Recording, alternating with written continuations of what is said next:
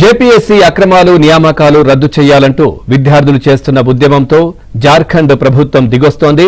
JPSC మాజీ chairman ఖియాంగ్టేను CID అధికారులు arrest చేశారు. జేపీఎస్సీలో అక్రమాలు చేశారంటూ గుర్తించిన సిఐడి అధికారులు రాంచీలోని ఆయన నివాసంలో అదుపులోకి తీసుకున్నారు. ఇక అసెంబ్లీని ముట్టడించేందుకు విద్యార్థులు ప్రయత్నిస్తున్న సమయంలో మాజీ చైర్మన్ అరెస్టు చేయడం సంచలనంగా మారింది. ఇక జేపీఎస్సీలో అక్రమాలపై సిబిఐ విచారణ చేయాలని విద్యార్థి సంఘాలు డిమాండ్ చేస్తున్నారు.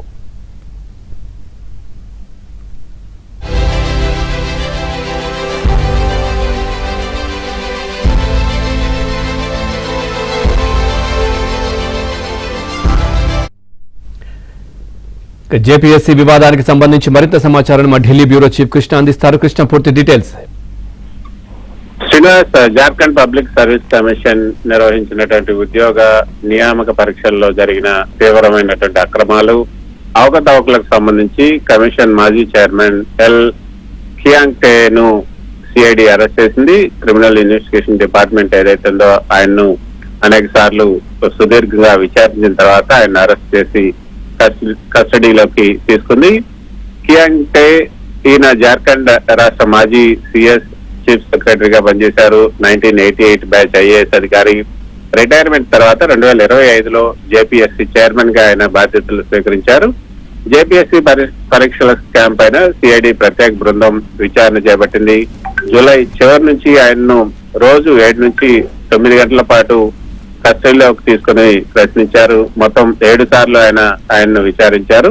నివేదికలు అదేవిధంగా డిజిటల్ ఆధారాలను పరిశీలించిన తర్వాత సిఐడి ఆయన్ను అరెస్ట్ చేసింది.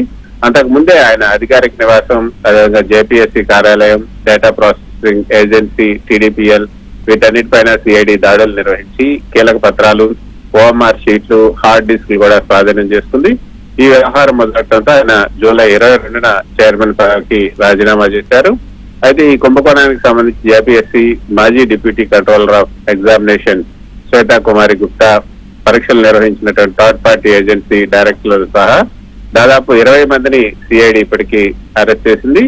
అయితే జేపీఎస్సీ నిర్వహించినటువంటి 14వ సివిల్ సర్వీసెస్ ప్రిలిమినరీ పరీక్షతో పాటు పలు నియామక పరీక్షల్లో ఓఎంఆర్ షీట్ల దిద్దుబాటులో ట్యాంపరింగ్ జరిగింది, మార్కుల మార్పిడి జరిగింది, ప్రశ్నాపత్రాల లీకేజ్ జరిగింది.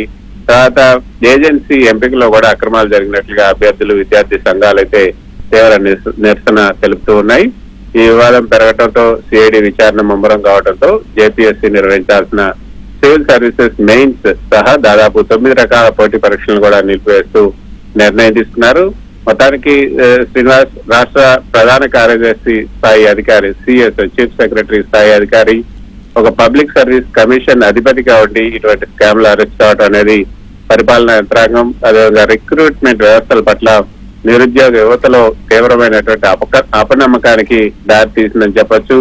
పరీక్షల నిర్వహణ, అదేవిధంగా ఓఎంఆర్ స్కానింగ్ ని ఈ ప్రైవేట్ థర్డ్ పార్టీ కంపెనీలకి అప్పగించడం, వారి వద్ద ఈ కార్బన్ కాపీలు, ఓఎంఆర్ సీట్లు దొరకటం అనేది ఈ ప్రైవేటీకరణ వల్ల వస్తున్నటువంటి భద్రతా లోపాలని, కమిషన్ లోని అధికారుల కుమ్మక్కును కూడా స్పష్టంగా సూచిస్తుందని చెప్పొచ్చు. జార్ఖండ్ లో ప్రతిపక్షాలు బీజేపీ వంటివి ఈ స్కామ్ పైన ప్రభుత్వంపై తీవ్ర స్థాయిలో ఒత్తిడి తీసుకొచ్చాయి.